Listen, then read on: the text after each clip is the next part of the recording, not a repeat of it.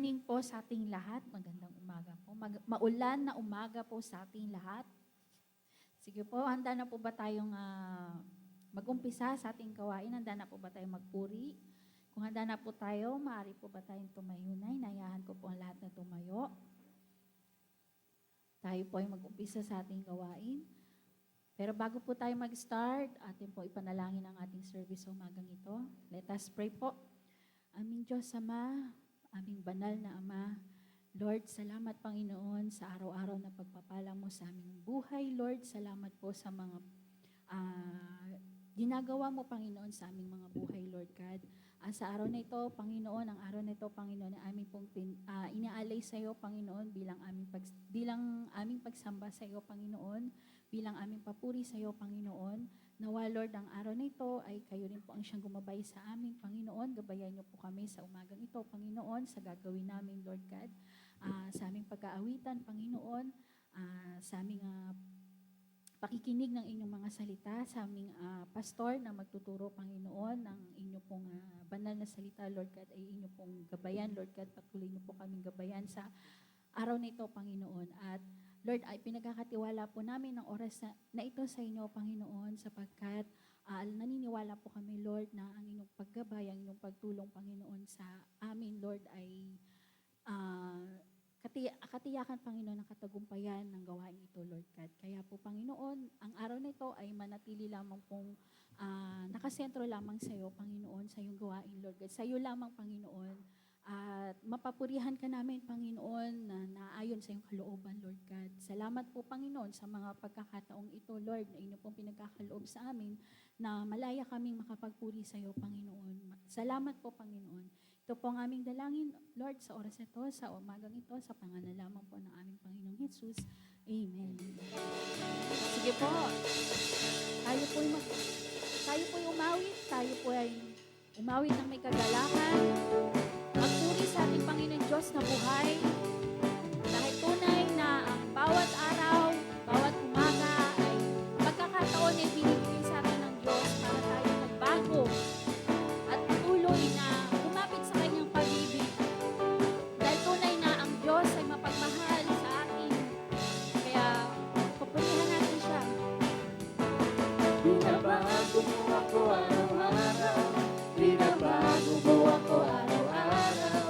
Binabago mo ako araw-araw. Binabago mo ako araw-araw. Ngayon, bukas at kailanman, ang pag-ibig mo ay laging sapat. Binabago mo ako araw-araw. Binabago mo ako araw-araw. Binabago mo ako araw-araw. Binabago mo ako araw-araw.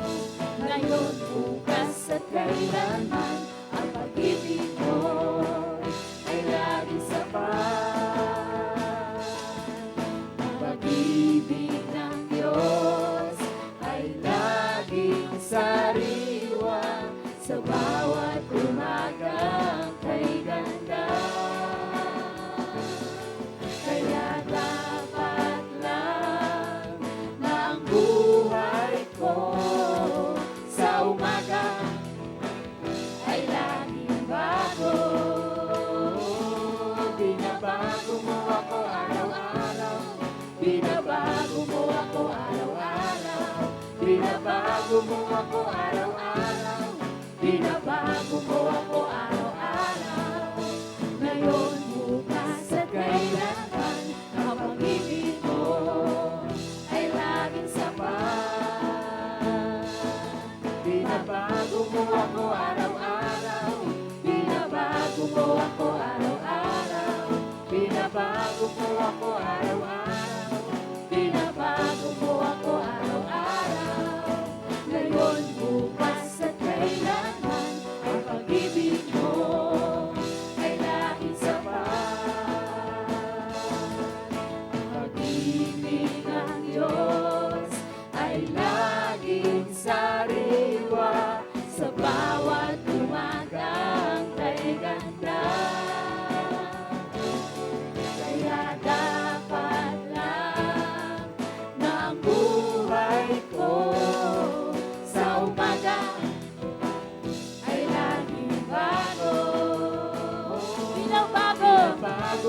Yes, Lord. araw-araw.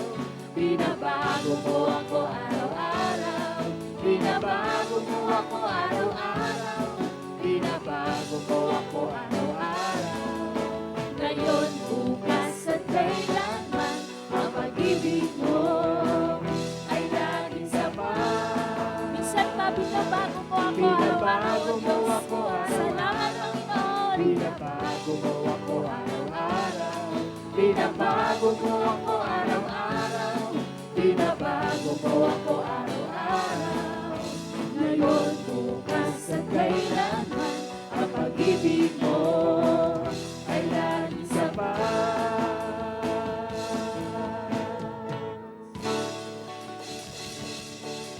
Tunay nga, Panginoon, ang pag-ibig mo ay sapat na, Panginoon, sa aming buhay, Lord God. Purihin ka, Panginoon.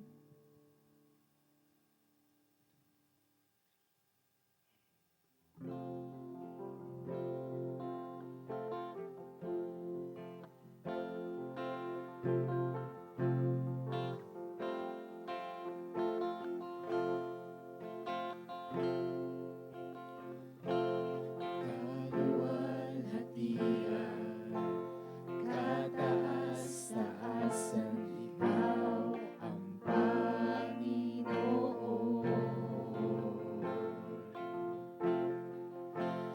Kamangha-mangha, kay ganda-ganda, ikaw ang Panginoon. Binigay mo ang lahat. Diyos, inibig mo ang isang tulad ko. Tinawag mong anak, itinabi sa piling mo. At sa iyong mga mata, ako'y malinis na. Katwiran ni Jesus, iyong nakikita.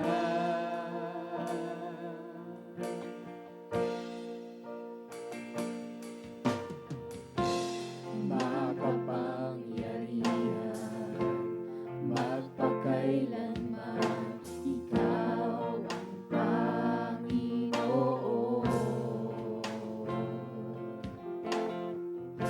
Walang hanggang Ama, lagi kong kasama, ikaw ang Panginoon.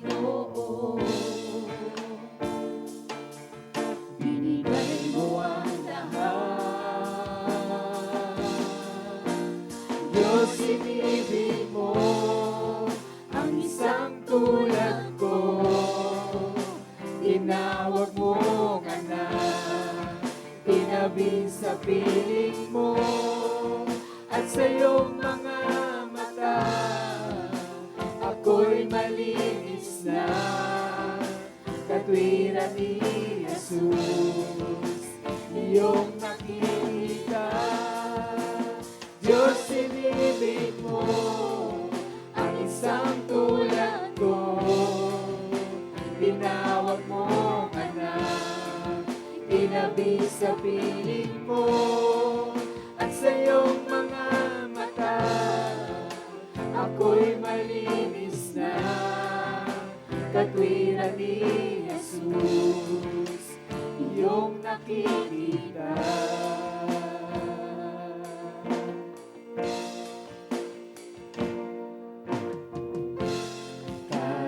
Kaluwalhatian, kataas-taasan, ikaw ang Panginoon. Kamangha-mangha, kay ganda-ganda, ikaw ang Panginoon. Binigay mo ang lahat. Diyos, inibig mo ang isang tulad ko. Tinawag mong anak, tinabi sa piling mo. At sa iyong mga mata, ako'y malinis na, katwiran ni Jesus, iyong nakikita. Diyos, inibig mo ang isang tulad ko, tinawag mong anak, tinabi sa piling mo, at sa iyong mga mata, ako'y malinis na, katwiran ni Jesus, iyong nakikita.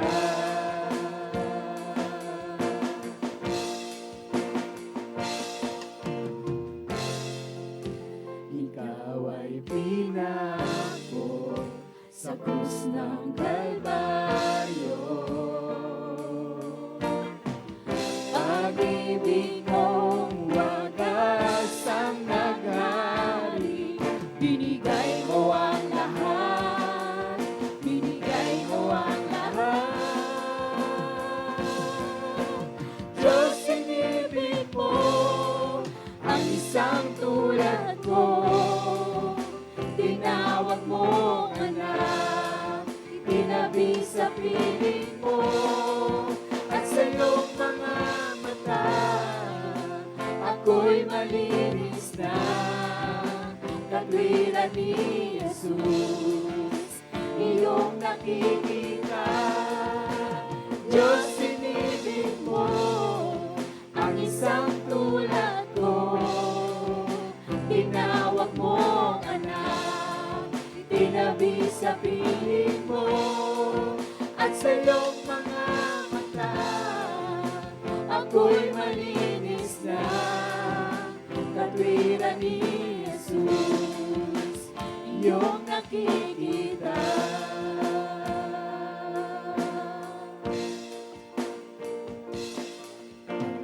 Panginoon. Salamat, O Diyos, dahil kami, Panginoon, ay tinawag mong anak, O Diyos. Salamat po, Panginoon, sa iyong sakripisyo, sa iyong ginawa, Panginoon. Aming Panginoong Jesus, salamat po, O Diyos. Purihin ka, dakilain ka, O Diyos. Yes, Lord God.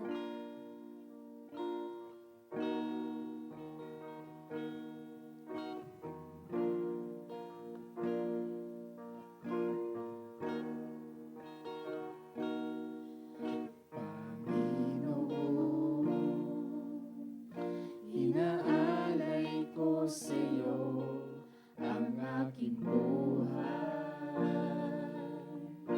basagin mo ito ayon sa nais mo. Susunod ako, Panginoon. Inaalay ko sa iyo ang aking buhay, gamitin mo ito ayon sa nais mo. Susunod ako sa iyo, ikaw ang maghari sa buhay ko. Pusong dalisay ang nais ko, ikaw ang maghari sa buhay ko. Nais ko'y maging katulad mo.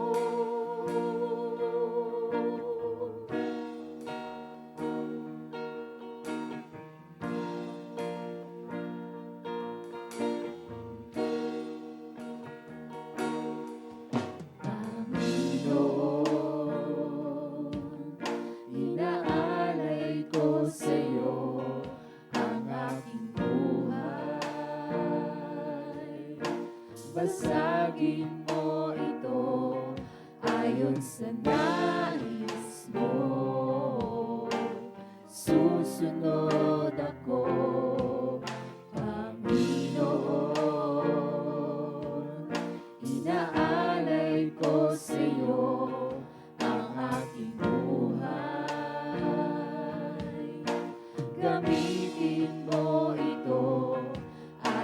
sa nais mo. Susunod ako sa'yo. Ikaw ang maghari sa buhay ko. Pusong dalisay ang nais ko. Ikaw ang maghari sa buhay ko. Nais ko'y maging katulad mo. Ikaw ang maghari sa buhay ko. Pusong dalisay ang nais ko. Ikaw ang maghari sa buhay ko. Nais ko'y maging katulad mo. Ikaw ang maghari sa buhay ko. Pusong dalisay ang nais ko. Ikaw ang maghari sa buhay ko. Nais ko'y maging katulad mo.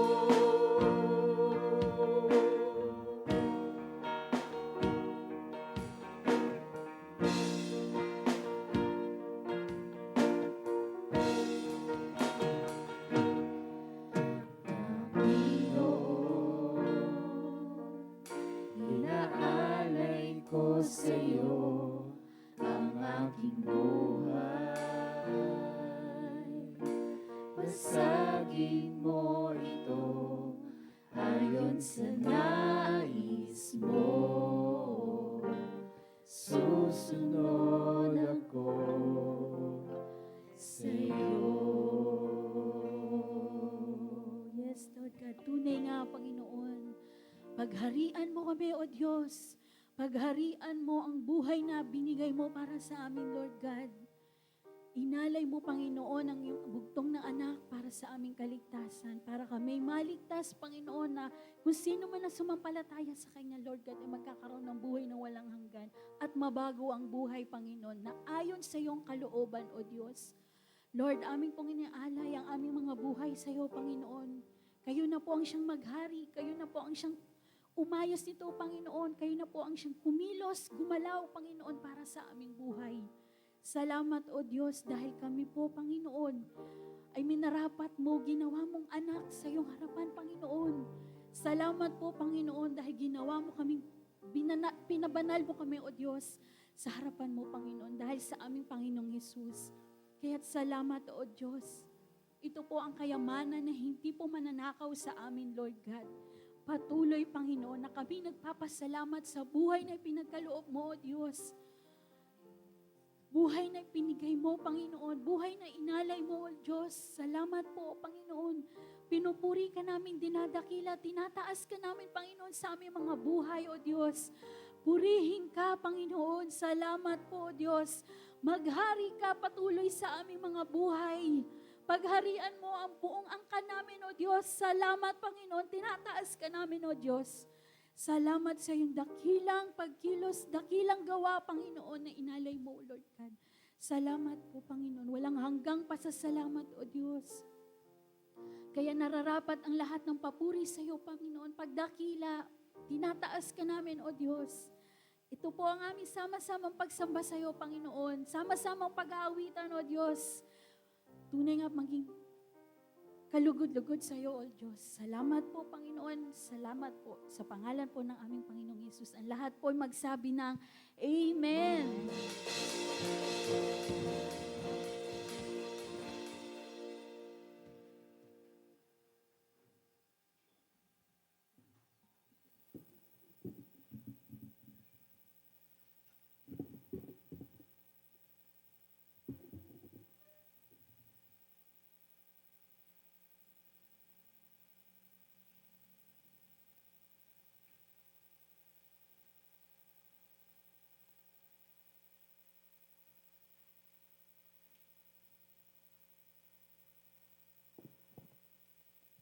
Maulang umaga po sa ating lahat, no? Pakibati niyo po ang inyong katabi ng pinagpalang umaga. Pinagpalang umaga po sa ating lahat at tayo po ay dadako na sa pag-aaral ng salita ng Diyos. Purihin po ang Panginoon sa araw na ito. So, naanyahan ko po ang lahat na tumayo muli at tayo po ay magkasabayang sabay-sabay nating basahin ang unang Thessalonica chapter 4, verses 1 to 3, then 7 to 10. Sa English po natin siya basahin. Basa po ba? Sige. 1, 2, 3, go.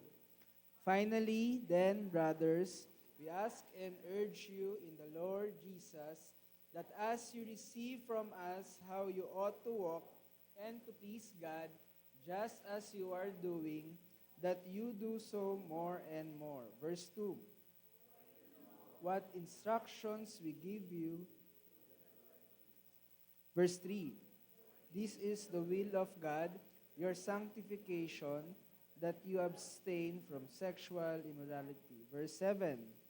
For God has not called us for impurity, but in holiness. Verse 8.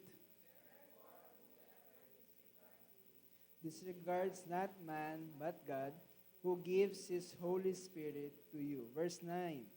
Now, concerning brotherly love, you have no need for anyone to write to you, for you yourselves have been taught by God to love.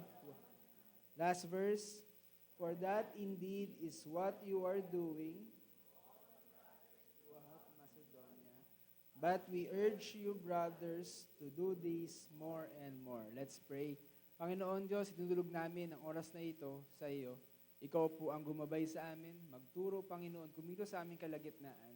Panginoon, kung meron mang bumabagabag sa aming mga isipan, ipinagkakatiwala namin ito sa iyo, Panginoon. At hayaan niyo po, Panginoon, na tulungan niyo po kami na ituon ng aming buong atensyon sa inyo, Panginoon, sa inyong mga salita. Lord God, yung aming mga alalahanin, alam namin, ikaw po ang may kakayahang kumilos sa mga bagay na ito.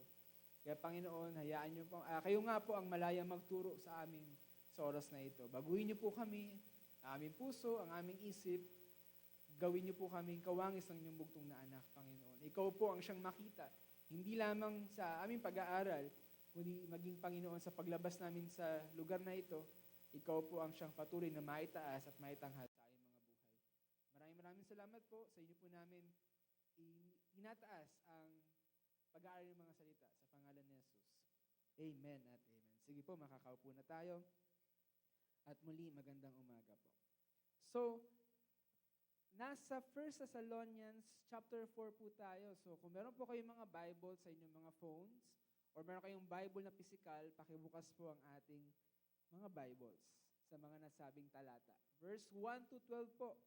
At last week, inuna na ni Pastor yung unang dalawang verse, yung verse 1 and verse 2. Na tayo nga daw ay we are sinning less and less, no? Yun yung hindi pa tayo perpekto pero merong progreso doon sa ating buhay pananampalataya sa Panginoon. No? In this case, sa buhay pananampalataya. Pero hindi no naapektuhan yung ating katayuan sa Panginoon Hesus.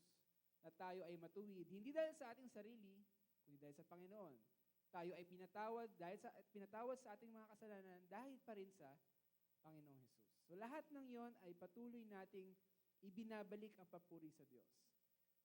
So, kung last week, ang tinuro sa atin ni Pastor, isa sa natatandaan ko nga ay yung we are sinning less and less. Hindi man tayo sinless pa, ibig sabihin, hindi wala tayong kasalanan kasi sa 1 John sabi doon, di ba?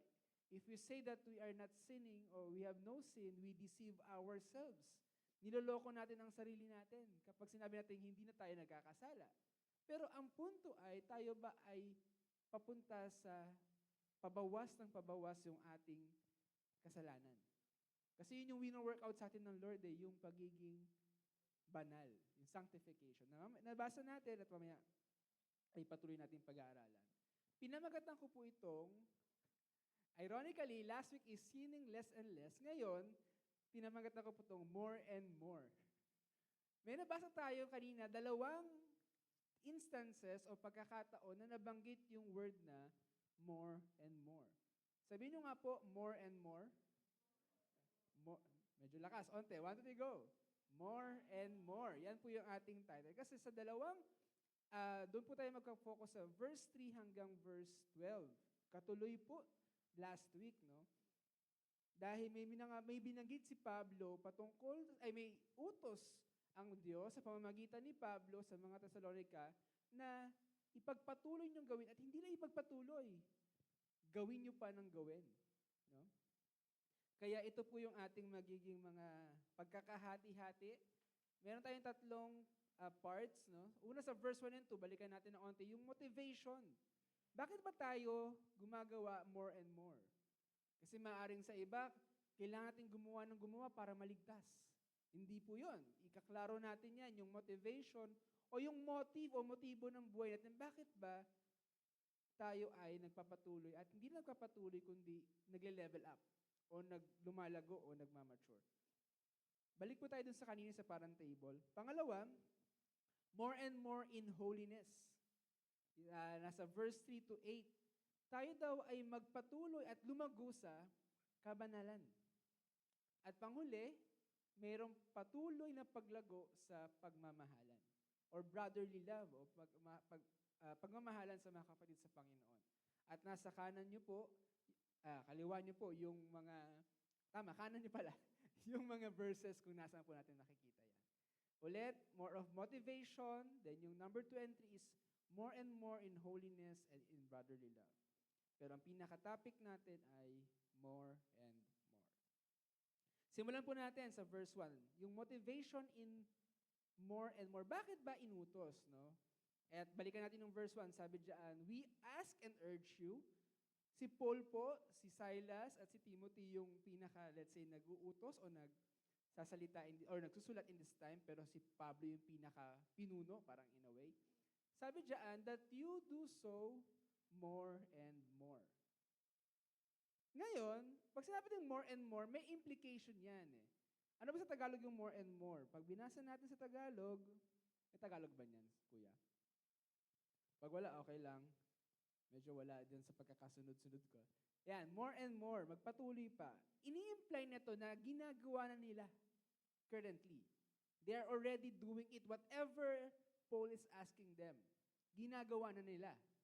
Kasalukuyan. At makikita nyo din naman sa pinaka-verse na binasa natin. Next slide.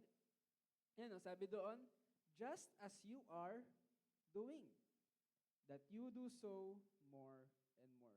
Ibig sabihin, hindi lang magpatuloy, kundi sa original na salita, next slide, ay abounding more. No? Nag-a-abound, hindi lang basta mag-continue. Or mas mataas na degree or level. Or sa Tagalog, maaaring sabihin, mas gawin pa, mas intense pa, mas intentional. No? Mas sadyain, mas marami pang pagkakataon. Ganon, yung number or yung dami. More and more. Ngayon, ano ba yung pinaka-motivation? Bakit ito yung inuutos? O yung ating inaaral? That we do more and more, mamaya, kung ano yung dapat pang pag-igtingin. Ultimately, we are doing this, number 1, we ought to please God. Next slide po. Sabi sa verse, no? Sabi diyan, that as you receive from us, how you ought to walk and to please God.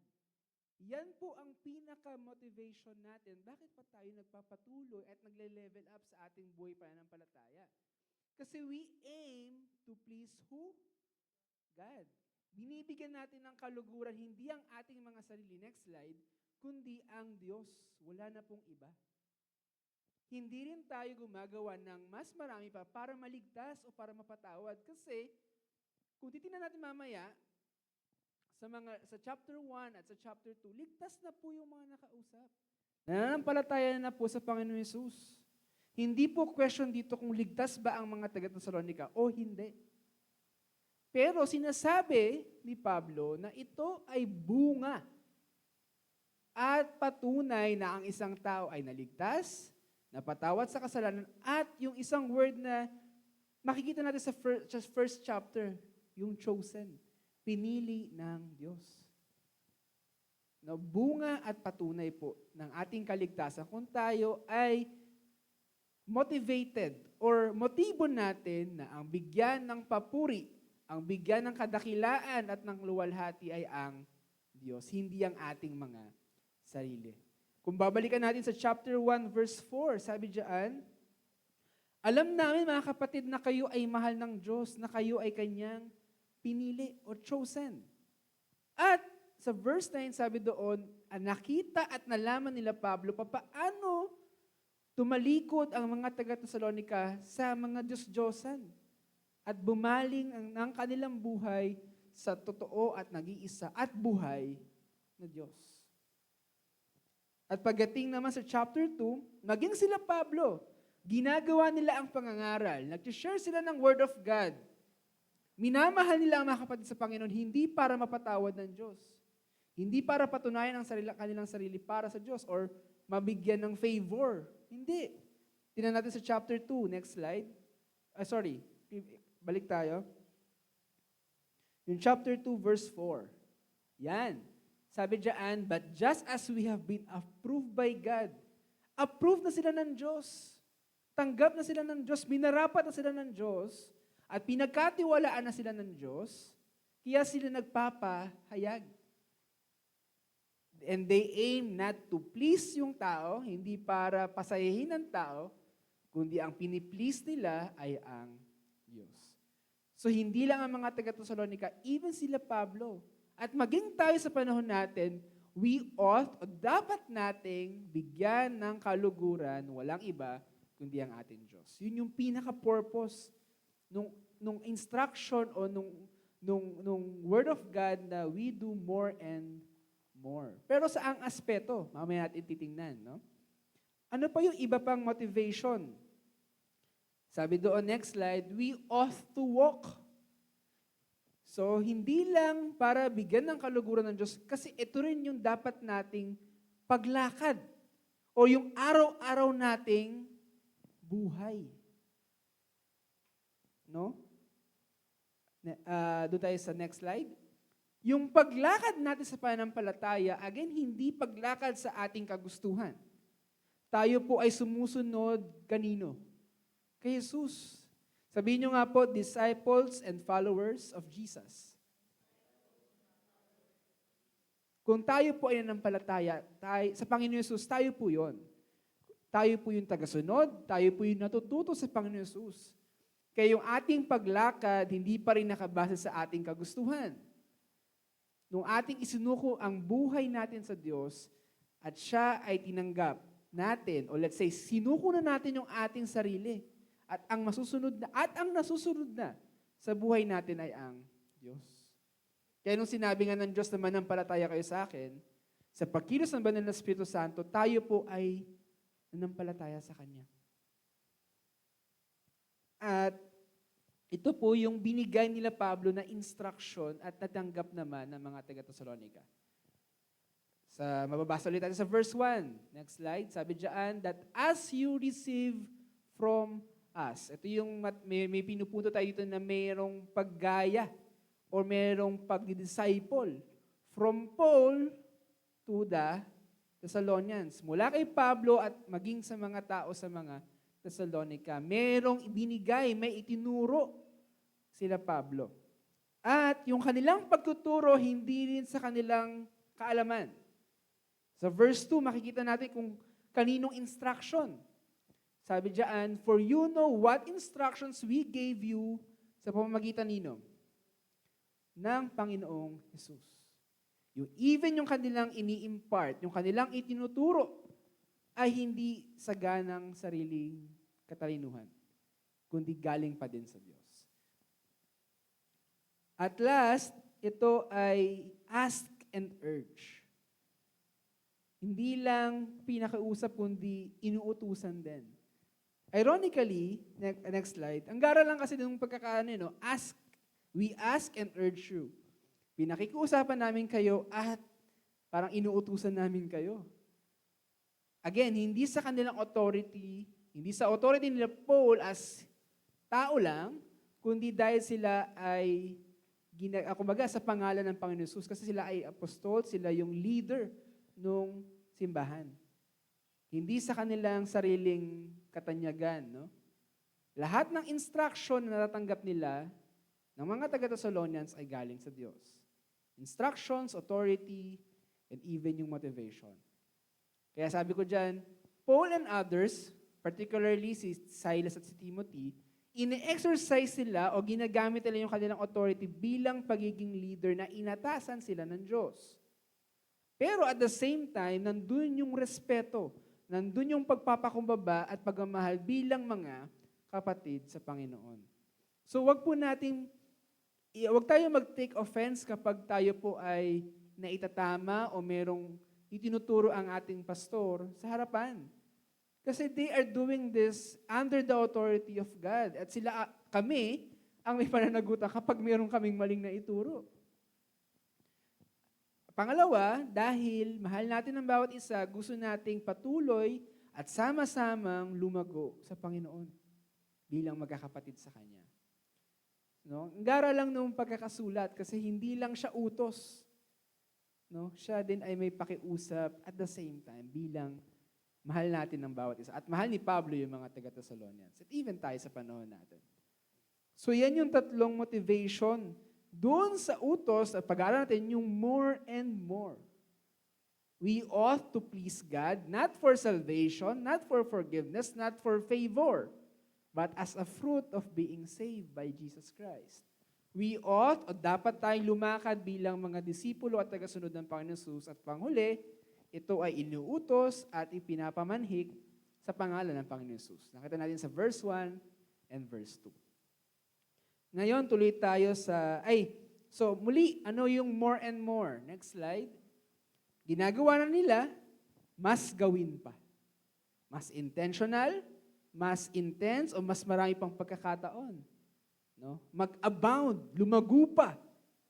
Hindi lang basta maging constant, hindi lang straight line, kundi merong pagtaas.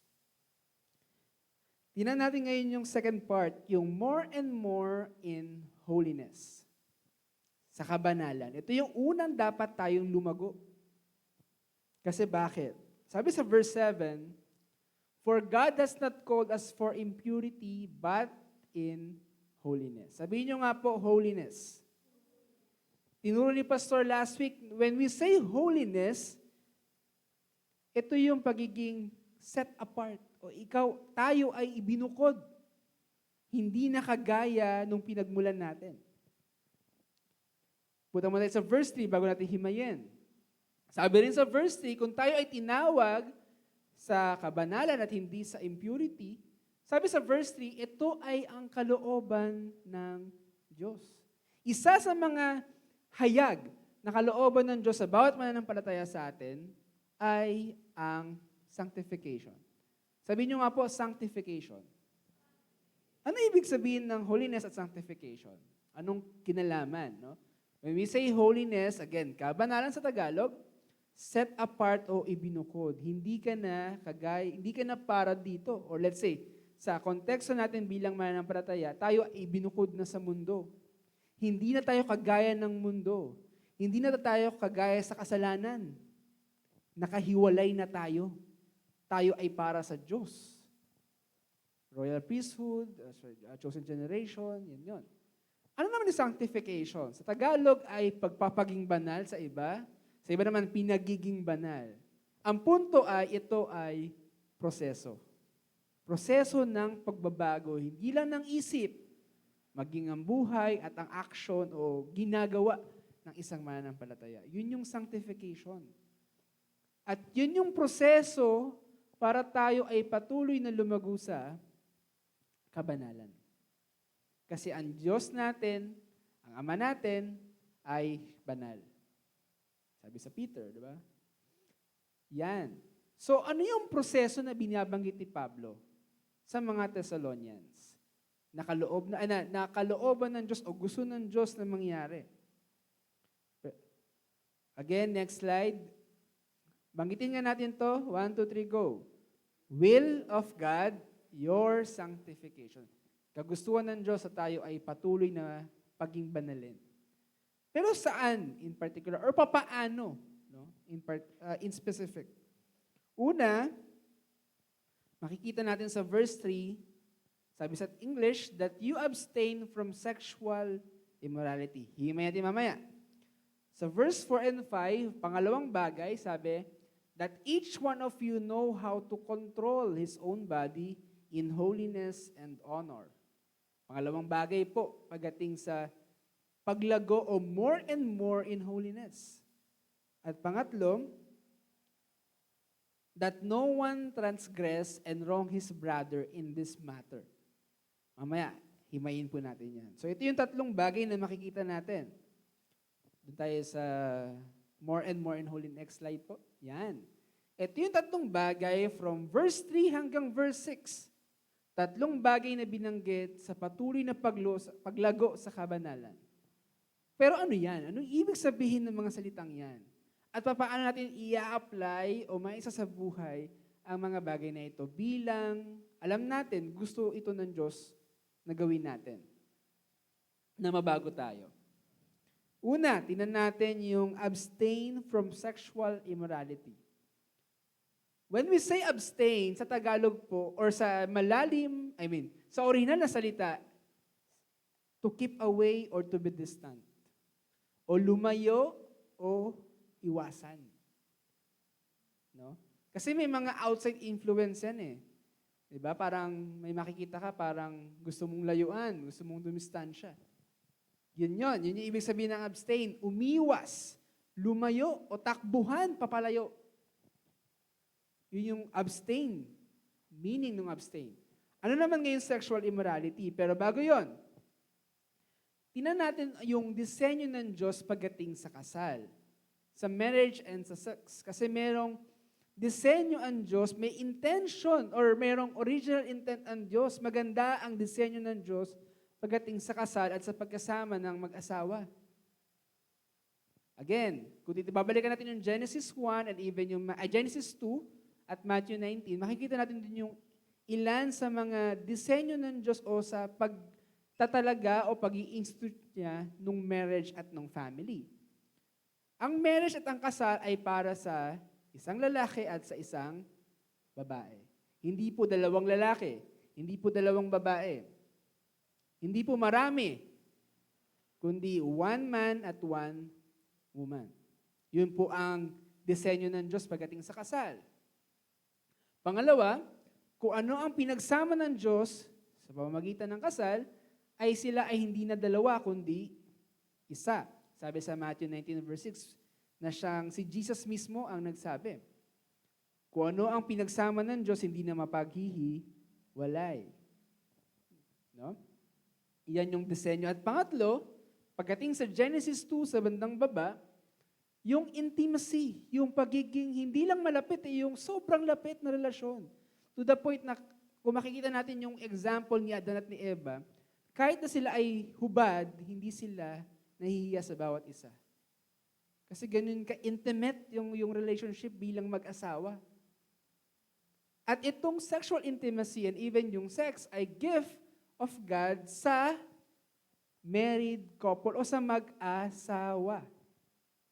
So tandaan niyo po yung mga word na yun, yung one man at one woman.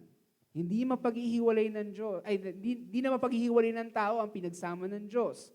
Pangatlo, para sa mag-asawa.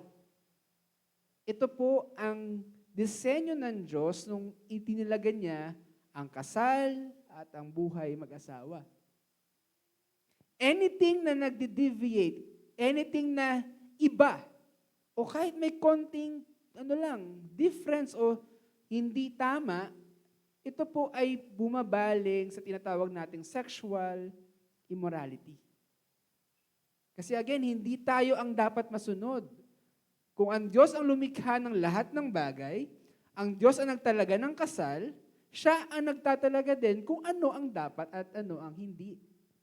Sa mga bagay-bagay na kanyang ginawa at itinalaga. Pamilya man yan, sa gobyerno man yan, maging sa kasal at sa mag-asawa. Anything na hindi tama po dyan sa pamantayan na yan po ay mali. Ngayon, ano ba yung sexual immorality? Punta tayo ngayon doon. Kasi sinasabi ni Pablo, this is the will of God, your sanctification. that you abstain from sexual immorality. Lumayo, iwasan, takbuhan natin yung mga bagay na hindi nakaayon sa disenyo ng Diyos pagdating sa mag-asawa at sa kanilang pagkasama. Una, adultery. Ang adultery ay bukod sa mag-asawa, merong iba pa. Tama ba, mali? Adultery o pangangalunya. Yon ay sexual immorality kasi hindi yun yung disenyo ng Diyos. At iba pang mga bagay katulad ng fornication, ibig sabihin, buhay, binata, buhay, dalaga na kung sino-sino ang kasama. Kung sino-sino ang kinakasama hanggang sa umuwi o yung pagkasama. No? Fornication at even pornography. At lagana po yung access ng pornography dahil dati CDs at magazines po. Ngayon, kung meron kang phone, kailangan nating maging maingat. Dahil sa pag-scroll ng Facebook at ibang mga website na pinupuntahan natin, ganun na po yung impluwensya ng pornografiya. At take note po, hindi na lang po lalaki, pati po babae sa panahon ngayon. Yung isa, bukod sa mag-asawa, may iba pa. Yung fornication, hindi pa kasal, pero nag-e-engage na sa acts ng marriage. In this case, yung sex po, no? Yung pornography, you are looking at a person or a woman, pag kung lalaki ka, babae, at a man, na meron kang ninanais na gawin sa kanya. Nasabi ng Matthew 5 na tinuro ni Jesus ay adultery at heart. So hindi lang pala sa mismong akto, kundi pag meron tayong naiisip at nade-desire na labas sa disenyo ng Diyos pagdating sa kasal at sa pagkasama ng mag-asawa, ito po ay nagfo-fall sa sexual immorality. Ito yung dapat nating iwasan. Ito po yung dapat nating layuan. Kung may mga pagkakataon na merong temptation pagdating sa mga bagay na ito, ang sabi ay layuan, hindi subukan. And by the way, hindi lang din po sa inyo yan, kasi nung inaaral ko din po, ay pati ako ay naitatama ng Diyos. Kaya, ang instruction pagdating sa more and more in holiness ay abstain. Lumayo. Sabihin nyo nga po, lumayo. Umiwas. Ilan lang po yan sa mga bagay, maaaring meron pa ay nagkasama yung anak tsaka yung magulang. Hindi rin po tama yon. Kasi again, ang disenyo ng Diyos, isang lalaki, isang babae, mag-asawa, yun po. Wala nang hihigit, walang kukulang. Mamaya tingnan natin, paano gagawin po yan? Kasi, yes, mayroong instruction ng si Pablo na umiwas. In practicality, paano na siya gagawin? No? Pero yon, abstain from sexual immorality. Next slide. Pangalawa, yung control. Kasi parang parehas yung verse 3 at verse 4. Pero kung papansinin natin, sabi diyan, that each one of you know how to control. Sabihin nyo nga po, control. Control his own body in holiness and honor. Tingnan natin ngayon yung control. Or knowing how to control yung body. In short, hindi nasusunod ang gusto ng laman o katawan. Kung yung kanina ay more of outside influence, ibig sabihin, merong nanunukso, meron kang pwedeng tingnan, meron kang ninanais, sa pagkakataon ito, more of sa sarili. Yung pag-control o yung pagpipigil. Na hindi na ang katawan mo ang nasusunod. Ibig sabihin, hindi dahil gusto ng katawan mo, tama. Lalo na kung ito ay taliwas sa gusto ng Diyos. Kaya nga sabi doon, meron ka ng control, meron ka ng pagpipigil. Na kung titingnan natin, ay bunga ng banal na Espiritu Santo. Kasi sabi, isa sa mga kasama sa fruit of the Holy Spirit ay ang self-control. Hindi out of control. Diba? Love, joy, peace, patience, kindness, goodness, gentleness, faithfulness, at panghuli yun, self-control. Again, meron tayong clue pa paano siya gagawin. Pero in this case, ang sinasabi ay, merong pagpipigil, merong kang control. Kumbaga, master, ikaw mismo ang sinusunod ng iyong katawan. Sinabi ng Diyos na hindi, hindi. Alam natin paano pipigilan at kukontrolin ang ating katawan. To the point na sabi sa verse 5, sabi doon, not in the passion of lust. Hindi sa sobrang desire, hindi sa pagnanasa. Nakagaya ng iba na hindi kilala ang Diyos. Sabi doon, next slide, we should know how to control our own body in holiness and honor. Yung merong dangal, merong karangalan, merong kabanalan. Hindi dahil ninanais lang ng katawan. Tanong po, kilala po ba natin ang Diyos? Kilala niyo po ba ang Diyos na ating pinanampalatayaan?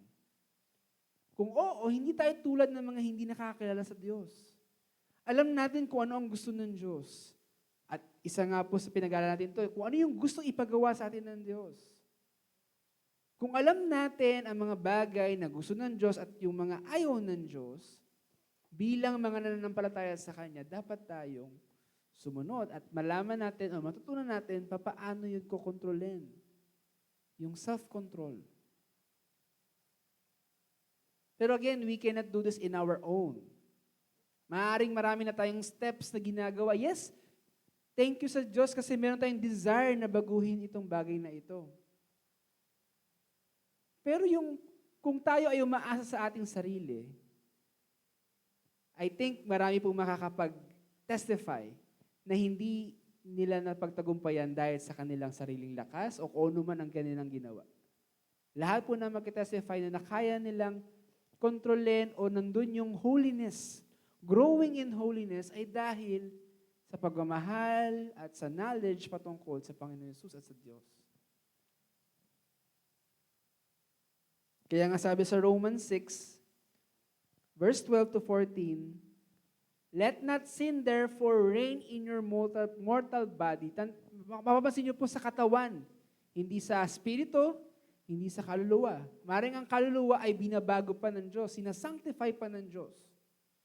Pero sa katawan, hindi na dapat maghari yung kasalanan kasi tayo ay nananampalataya na sa Panginoon Hesus.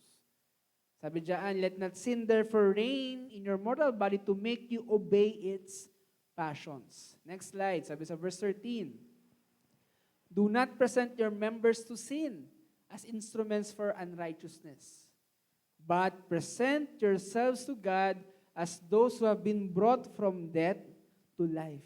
Yan yung salvation na pinaniniwalaan natin na nasa Panginoon Hesus. Tayo na pangapatay sa Espiritu ay muli nang binuhay. And your members, ibig sabihin, yung iyong katawan, anumang parte ito, ay alay din sa Diyos bilang kasangkapan naman sa katuwiran. Doon ang pinag-uusapan natin ay kabanalan. Next, last verse. For sin will have no dominion over you. Wala na pong kapangyarihan sa atin ng kasalanan. Tayo po ay malaya na sa gapos at pagkakaalipin mula rito. Kasi tayo ay hindi na under ng law, kundi under ng biyaya ng Diyos. By the grace of God. At last, no one transgress and wrong his brother in his matter. Huwag daw dayain, huwag daw pagsamantalahan, huwag i-take advantage ang mga kapatid sa Panginoon pagdating sa pagiging banal o kabanal, or in this case, yung purity. Next slide. Again, tandaan po natin, tayo pong naririto at even yung sinulatan ni Pablo ay magkakapatid sa Panginoon. Paano po ba natin dapat i-treat ang mga kapatid natin? Pamilya man o sa Panginoon? Dapat po ba tinatake advantage natin sila? Dapat po ba nilalamangan natin sila? dinadaya sila? I think hindi po. Huwag po nating, or actually ito pong kaso na to ay more of sa mga leaders ng church papunta sa members. Na huwag dayain, huwag magkasala pagdating sa purity and holiness among the brethren. Kasi minsan po, sa mga balita at sa mga nangyayari sa iba, may mga pagkakataon na ina-take advantage ng mga leaders ang members. And in this context po, na hindi dapat. Kasi again, tayo po ay magkakapatid sa Panginoon. Tulungan po natin ang bawat isa na lumago sa kabanalan. Bakit? Ano yung warning na dapat hindi natin dayain, linlangin, o lamangan pagdating sa bagay ng kabanalan ang mga kapatid sa Panginoon? Sabi sa verse 6 din, because the Lord is an avenger of all or in all these things. Ang Diyos ang magbibigay ng hustisya at pagbabalik sa mga tao o maging sa mga, sadly, sa mga nangaabuso, nananamantala sa ibang mga kapatid sa Panginoon pagdating sa bagay ng kabanalan at pagiging dalisay. Because the Lord is an avenger, kaya wag po nating tangkain. Kasi ang Lord, sa kanya tayo mananagot. Ang Lord ang magpaparusa o magbibigay ng hustisya sa mga taong ito. Kasi again, next verse, we are called not for impurity.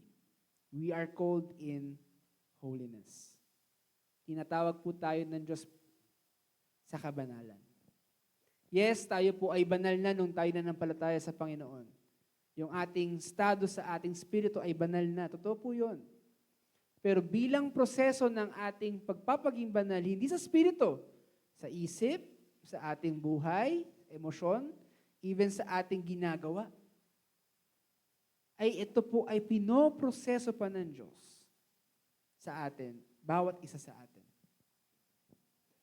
Kaya ito po yung more and more in holiness, yung tatlong bagay from verse 6 to verse 7. Next slide, ito po yung tatlo na binasa natin.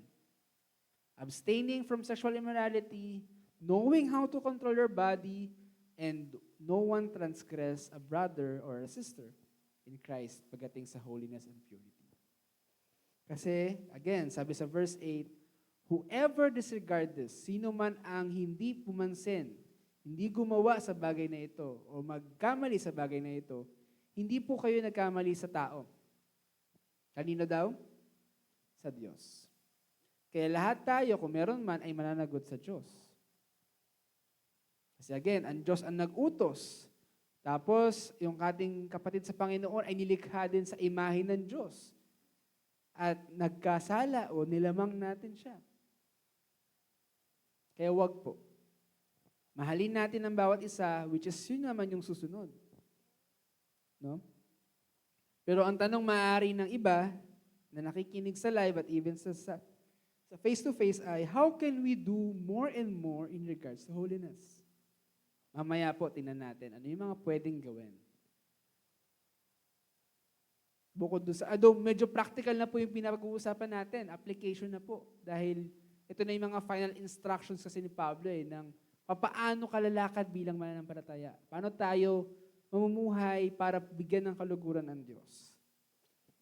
Mamaya po sa dulo. Next, more and more in brotherly love. Mas gawin pa na mahalin ang mga kapatid sa Panginoon. Sabi sa verse 9, now concerning brotherly love, you have no need for anyone to write to you, for you yourselves have been taught by God to love one another. Mapapansin niyo po kanina, sila Pablo yung nagbigay ng instruction through Jesus Christ, sa Word of God o sa kanyang turo. Pero in this case, ang Diyos mismo ang nagturo sa mga Thessalonica paano ang magmahal sa bawat isa.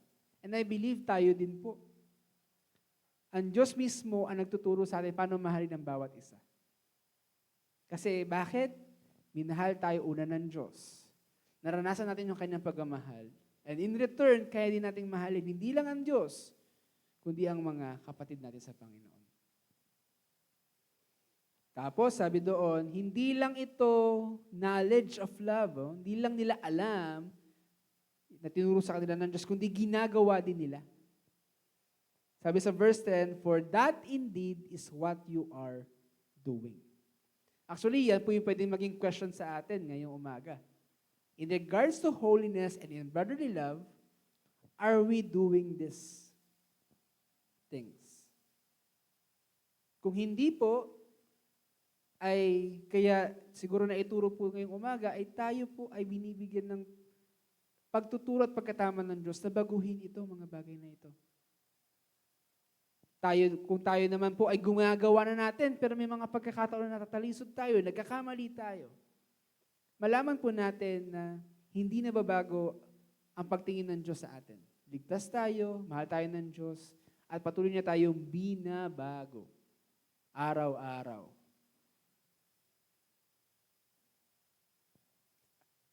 No? Pero yun, sa mapa na makikita niyo po sa susunod, dito po nila, do medyo maliit, yung buong naka-zoom ay buong hindi Thessalonica, buong Macedonia. Lahat po ng mananampalataya dyan ay sinasabi ni Pablo na pinapakitaan ng mga taga-Thessalonians ng pagmamahal sa Panginoon Yesus. Though yan po yung mga sabi natin different cities, pero yung buo ay Macedonia. Doon nandyan yung Philippi, nandyan yung Berea, at iba pang mga lugar. Pero ang punto ay napakalaking lugar po niyan. At kung nababalikan natin yung chapter 1, na witness ng buong Macedonia, papaano nanampalataya sa Panginoon Jesus ang mga Thessalonica. Even, hindi lang sa faith, maging sa kanilang love. And again, ang urge, ang utos ay, next slide, we urge you brothers to do this more and more. Kaya po more and more yung title natin. Kasi hindi lang sa holiness, even sa pagmamahal. Hindi lang magpatuloy, kung kaya pang i-level up po natin. With the guidance, with the instruction, with the moving and teaching of the Holy Spirit sa buhay ng bawat isa. At pagdating sa verse 11 na hindi natin binasa, pero ngayon po ay tutuloy natin, meron pang kasunod. Meron namang 3 bagay na may kinalaman sa pagmamahal sa bawat isa bilang magkakapatid sa Panginoon. Sabi diyan, una, to aspire to live quietly, to mind your own affairs, and to work with your hands. Ano pong kinalaman nito sa pagiging more and more in brotherly love? Himayin po natin. Ito yung 3 bagay. Next slide po. Again, ano ang kinalaman niyan sa konteksto ng pagmamahal natin bilang magkakapatid sa Panginoon? Una, when we say aspire to live quietly, we do our best or we are eager, hindi sa pananahimik, kundi sa buhay na may kapayapaan. Peaceful.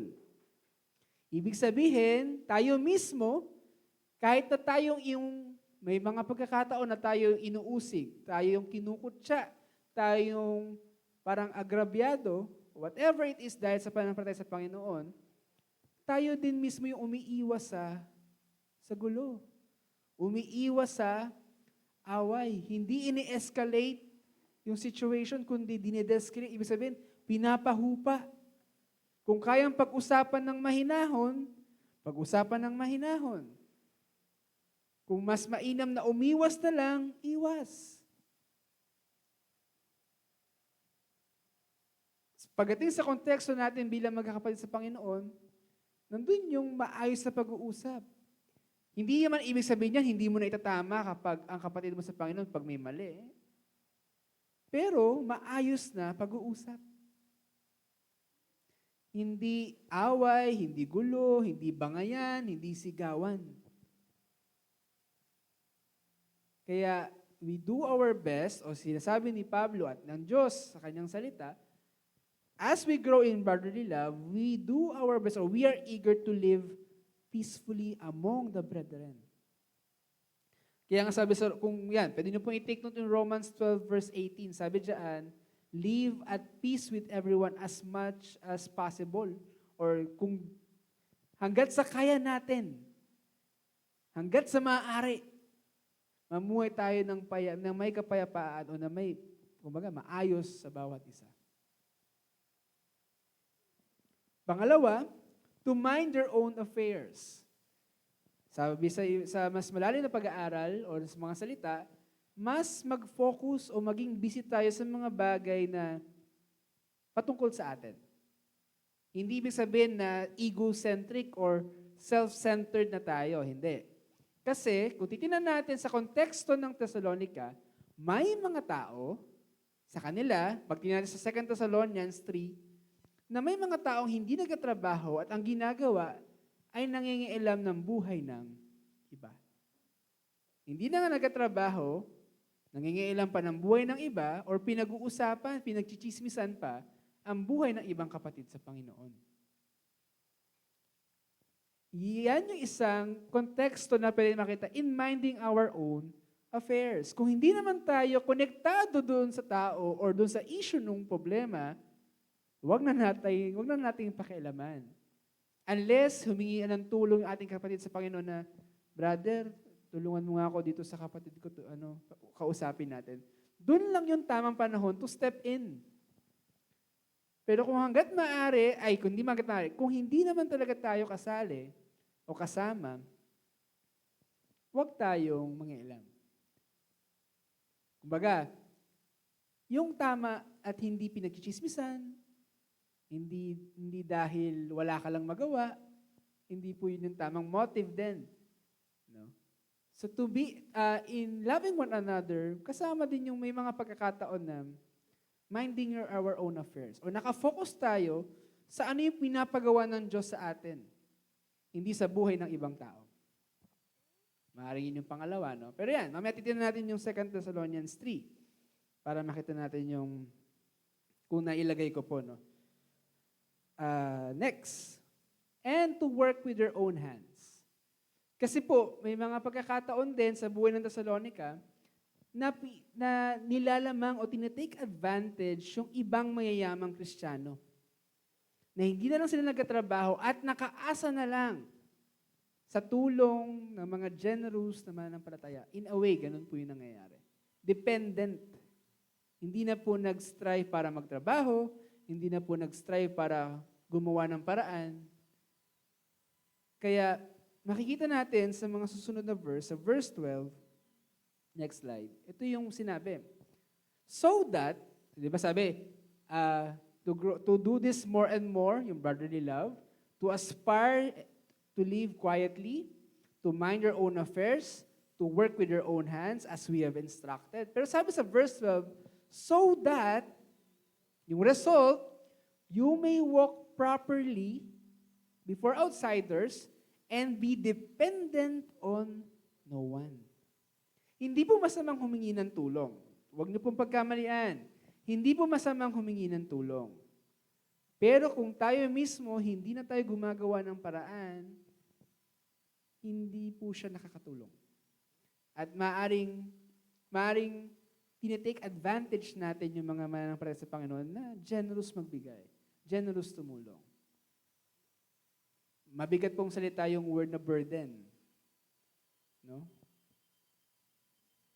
Pero yan din po yung isang purpose eh. Though, ang pinaka-overall, kaya inuna natin yung motivation eh. Ang motivation natin is to please God. Pero sa ating buhay pananampalataya, yan din po ay nakikita ng ibang tao. Mananampalataya man o hindi. Kung tayo po ay palaaway, kung tayo po ay nagsisimula ng gulo, sa tingin nyo po, maayos po ba ang ating patotoo kung ganun ang buhay natin? Kasi sabi natin, Kristiyano ako, naniniwala at nananampalataya ako sa Diyos, pero palaaway tayo. Tayo pa yung simula ng gulo. Maganda ba siyang representasyon kung sino ang Diyos? Sabi ko pong hindi. Kung pinagchichismisan natin ang ibang mga tao, mas malala yung mga kapatid sa Panginoon. Tama po ba? I think hindi rin. Again, hindi po masama ang mag-correct, hindi po masama ang magtrabaho, hindi po masama ang manghingi ng tulong, pero kung kagaya ng ating binasa, nakadepende na lang tayo at tayo mismo lang ginagawa, pagdating sa trabaho, pagdating sa pagtulong ay, tawag dito, pinagchichismisan, kinakalat, o kaya hindi naman tayo konektado dun sa bagay na yon, o hindi hinihingi yung tulong natin. Tapos dun sa isa, yung pagiging living quietly, yung at peace with everyone as much as possible. Hindi tayo nagsisimula ng gulo. Ito po yung isang mga evidence or signs of proof na tayo po ay lumalago sa ating pagmamahalan sa bawat isa bilang mga tagasunod ng Panginoon Jesus.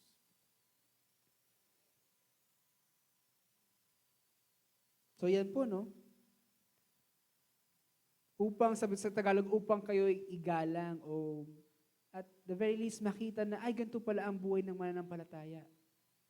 Maayos, tama. At baka dumating yung time na ma-encourage sila na, ay, bakit nagbago yung buhay mo? Bakit hindi ka napalaway kagaya dati?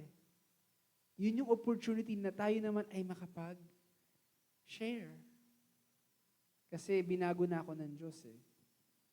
Kasi minahal ako ng Diyos. At pinatawad niya ako sa aking mga kasalanan.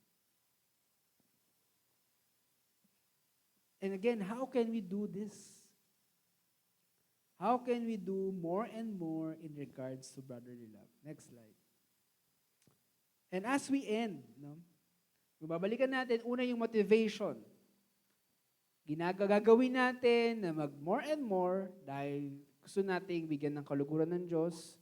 Ito yung dapat nating lakaran bilang mananampalataya at tagasunod ni Kristo. At ito ay pinag-uutos o pinapagawa sa ngalan ng Panginoon Jesus. Una, more and more in holiness. Next slide. Iwasan natin yung mga bagay na taliwas sa gusto ng Diyos, especially pagdating sa marriage at sex. Abstain from sexual immorality, merong control sa katawan, through the Holy Spirit and His fruit, at huwag nating lamangan o i-take advantage pagdating sa bagay na ito ang mga kapatid sa Panginoon, lalo tigit yung mga bago at bata sa pananampalataya. Next slide. More and more in brotherly love. In general, yung pagiging mapayapa at productive. Pero yung tatlong bagay, may hindi nagsisimula ng gulo, to live quietly or peacefully, to mind your own affairs, mag-focus una sa pinapagawa, tapos kung hinihingi ang tulong pagdating sa bagay na problema ng ganito ng kapatid sa Panginoon, then sige, tulong tayo. Huwag natin pagtsikahan, huwag natin pagchismisan. Minsan daw, may biro pa nga sa prayer meeting, ganun ang ginagawa. Ay, alam niyo, pag-pray natin sa ganito, kasi si ganito, ganyan. No, hindi namang prayer meeting po yun. And last is to work with your hands. Hindi dependent, ang issue ay pagiging dependent or taking advantage ng ibang kapatid sa Panginoon na generous naman palang tumulong, hindi na ako magkatrabaho. Hindi po ganon. No? Kasi naniniwala po ako, ang trabaho ay ang Diyos din nag-institute. Sa Genesis 2, ang inutos kay Adan, yung kanyang trabaho ay alagaan yung hardin. Si God din ang unang nag-institute ng work sa tao. May purpose kasi ang Lord, even sa ating mga trabaho. No? Pero yun ang topic. Next slide. How can we do more and more? I hope ito po ay ilan sa pwede nating tingnan. Paano natin magagawa ang mga bagay na ito? Kasi again, in our own strength, hindi po natin magagawa. Una, by the Holy Spirit. By the Holy Spirit. Sa verse 8, sabi doon, therefore whoever disregards not man but God, who gives His Holy Spirit to us, to you. Binibigay na ng Diyos ang banal na Espiritu Santo sa atin. Siyang nagtuturo, siyang nagtatama sa atin, at nasa kanya din yung bunga, lalo yung self-control, yung pagiging faithful, yung pagiging loving, yung fruit of the Holy Spirit. at yung pagiging filled, puspos ng banal na Espiritu Santo. Next slide, yung instruction through Jesus Christ. Sa panahon ng Thessalonica, tinuruan nila Pablo ang mga taga-Thessalonica at sinulatan pagdating sa bagay na ito. Kaya sabi sa verse 2, through Jesus Christ. Pero ang tanong, sa panahon natin, saan natin makikita ang mga instructions, panuto, patnubay at gabay ng Diyos sa ating buhay? Saan ito nakasulat? Walang iba kundi sa Bible. Next slide. Bible or Word of God.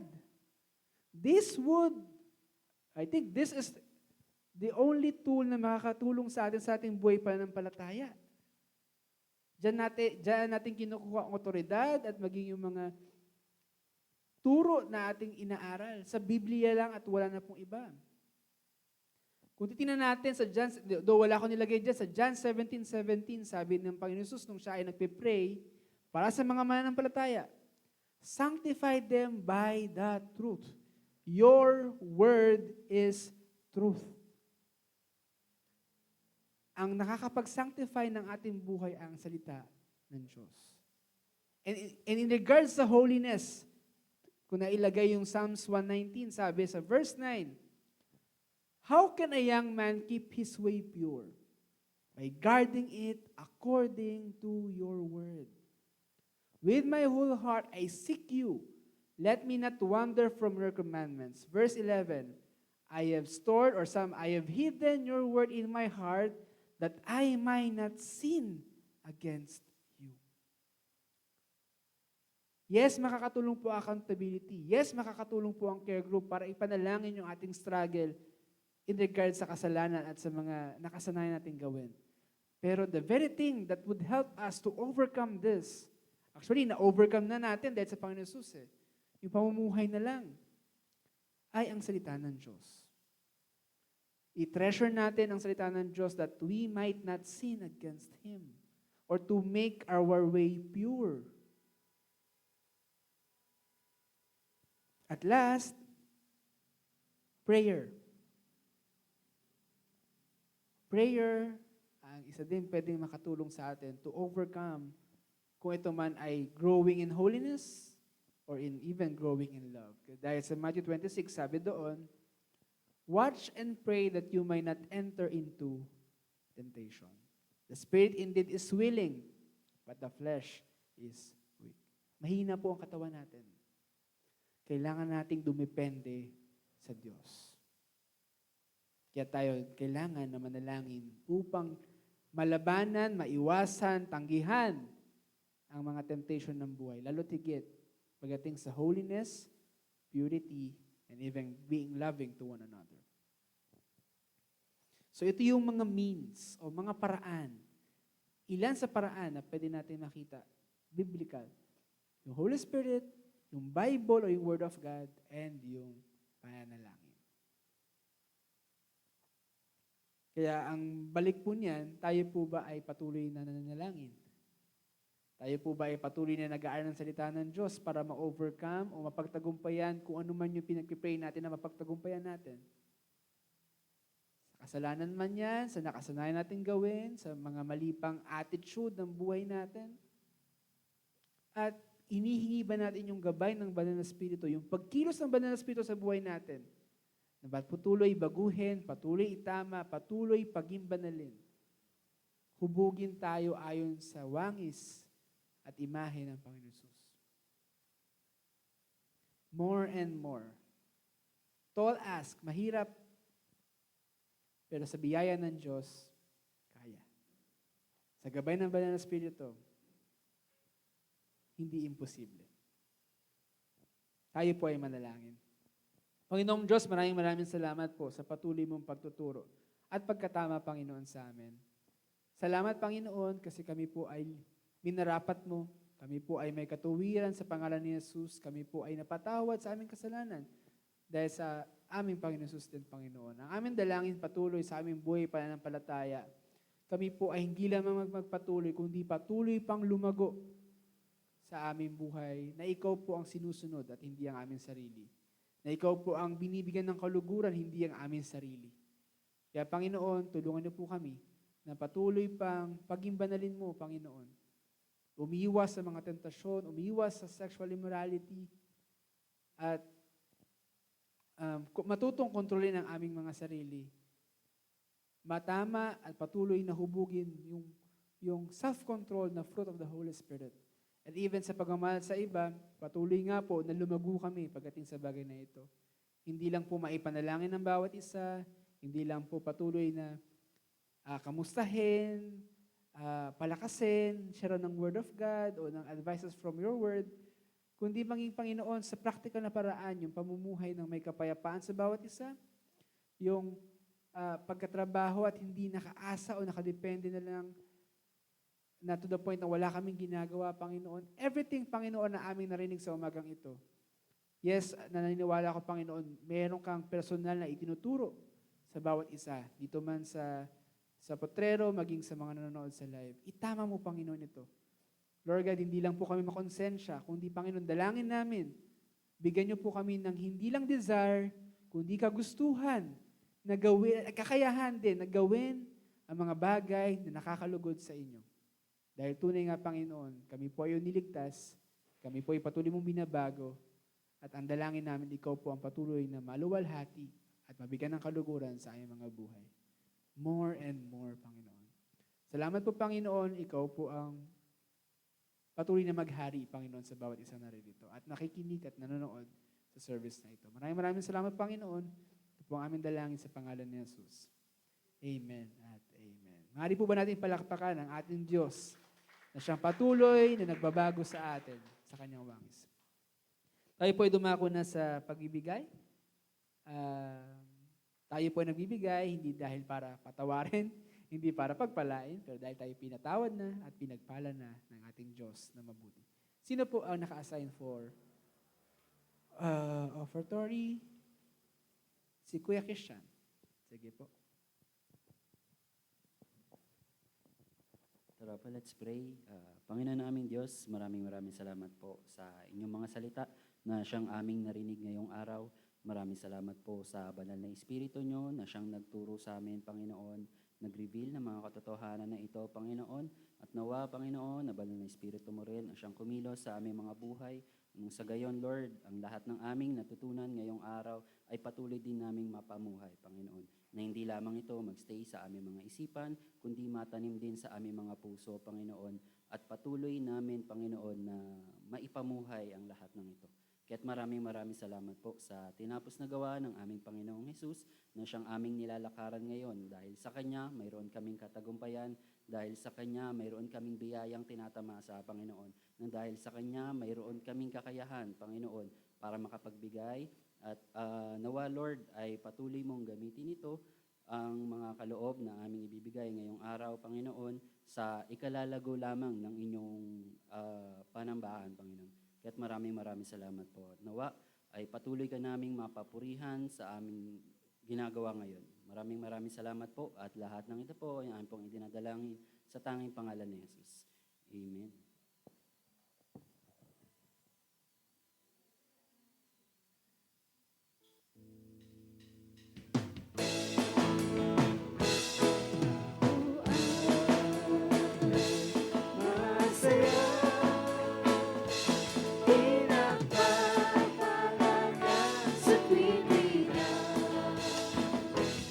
Sa pagising sa umaga o pagtulog sa gabi, ako ay masaya.